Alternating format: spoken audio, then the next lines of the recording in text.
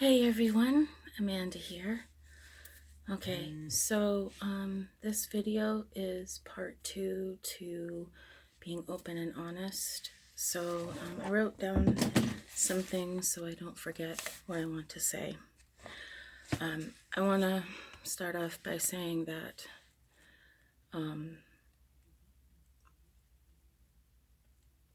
these experiences that I've had are not something that I am proud of. It's not something that I ever want to repeat in my life again. And it's something that I have had to learn from. Sometimes it takes more than one time to learn a lesson. So I just want to say that I don't encourage this kind of behavior in any way. And anything that I did, I was responsible for because I am an adult and that's how it is. So I just wanted to say that, I'm not trying to glorify this in any way. And I just want to share this because maybe other people have been in similar situations, or they know people who have been in similar situations, and maybe it helps to know that you're not alone. We all make bad choices. So here are a couple of mine. Oh, and it's taken me this long since I posted that last video to even have the courage to make this next video. So this is how much it bothers me. I know that there will always be somebody out there who, no matter what happens, they'll always find some way to jab at you. But jab, jab, jab all the way, it doesn't matter because my experiences are my experiences, and the only thing that I can do now is learn from them and grow, to share my experiences and hope that other people can relate on some level, and hopefully, like I said, at the very least, you realize you are not alone. You're not the only person who experiences it firsthand or secondhand or even third hand, depending on what the situation is. Okay.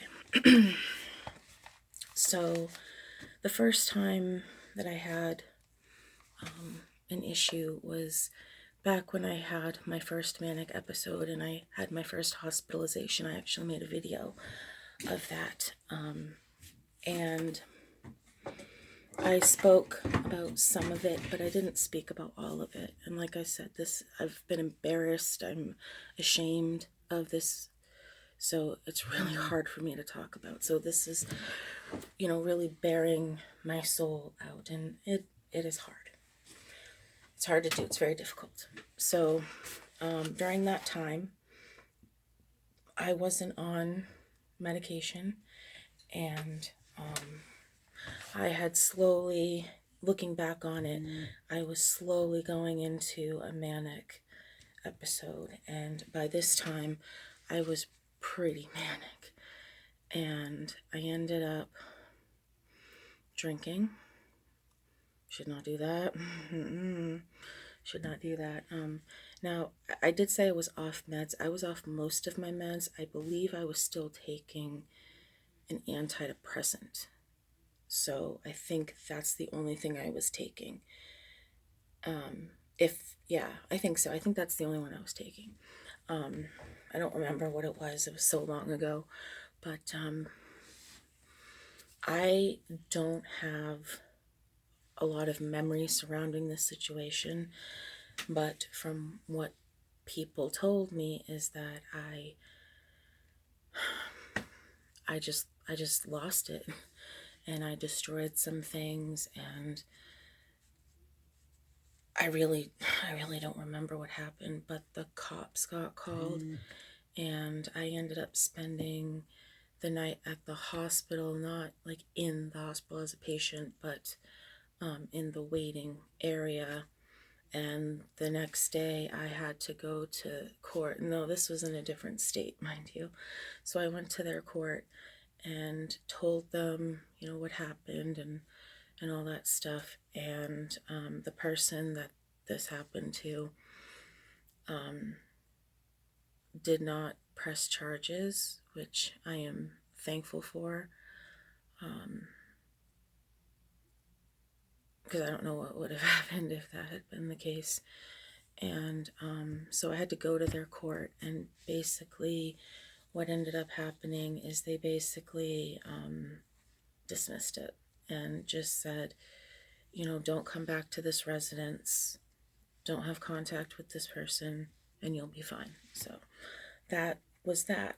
But when I came back, I was in such a wreck that I decided I needed to go to the hospital.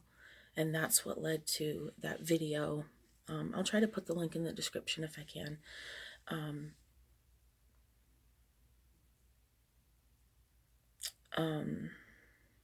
So I knew that something was wrong, so I decided that I needed to check into the hospital, and I did. And then after that, that's when I went to partial for the first time.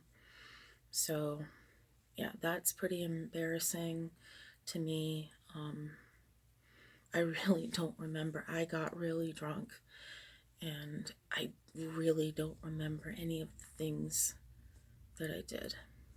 Unfortunately, fortunately, but I know that what I did was wrong regardless of the fact that I was intoxicated. It's all on me. I took responsibility, and that's something I hope to grow from, that I'm still trying to learn to grow from. Okay, number 2. There are 2 more, but I'm just going to do these 2 in this video. Okay, so the second one was around 2012. I was also, I had medication, but I wasn't taking it like I should have been taking it. And that day, I had not taken any of my meds. And I was going into, looking back again, I was slowly going up to the manic road. And I would say more hypomanic. I'm not really sure. It's really hard to tell when you're in the thick of it. Really. I'm in here.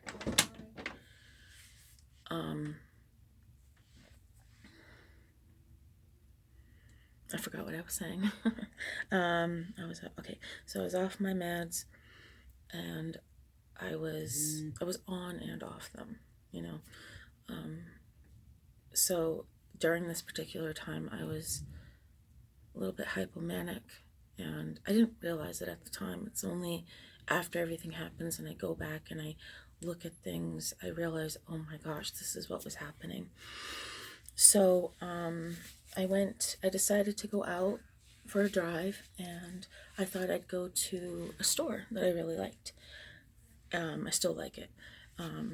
And I went there, and everything was fine.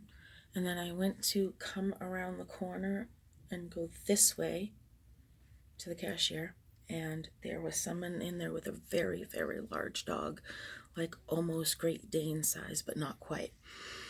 And I come around the corner, and the dog growls and lunges at me and came like this close from attacking me.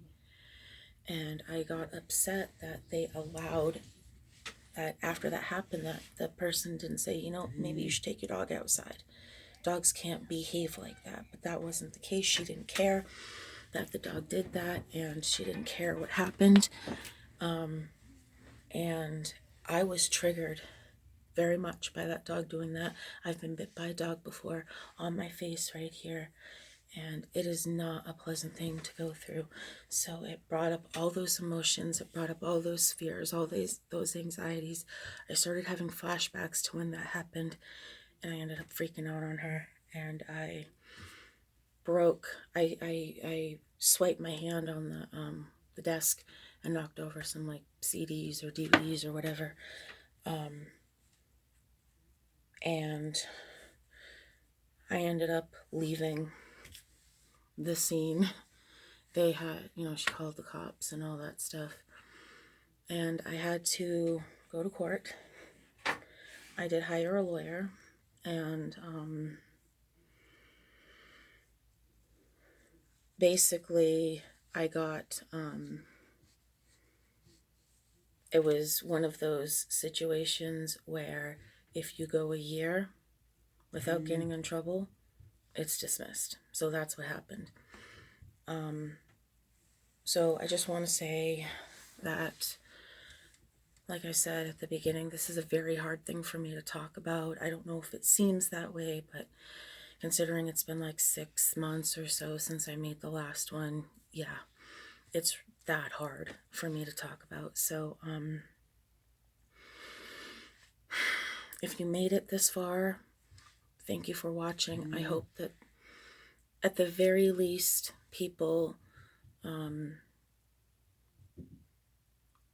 know that they're not alone. They know that things can happen, things can escalate. And sometimes it does end up with someone going to court. Now, I've never been arrested.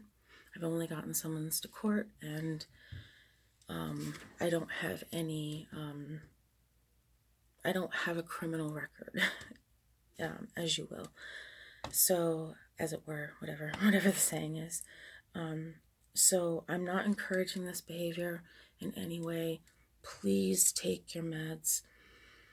And if I had the knowledge now, if I had that back then, I would not have reacted that way. I would have been able to use mindfulness.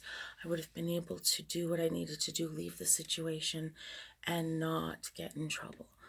So, yeah, these I feel like I had to experience these situations in order for me to learn and grow from it. So, yeah, that's what I'm taking from these experiences, is that I need to grow in some way, emotionally, spiritually, whatever it is. So yeah. Okay. Thank you for watching. I love you all, and I will see you in my next video. Peace and love, guys. I love you. Bye.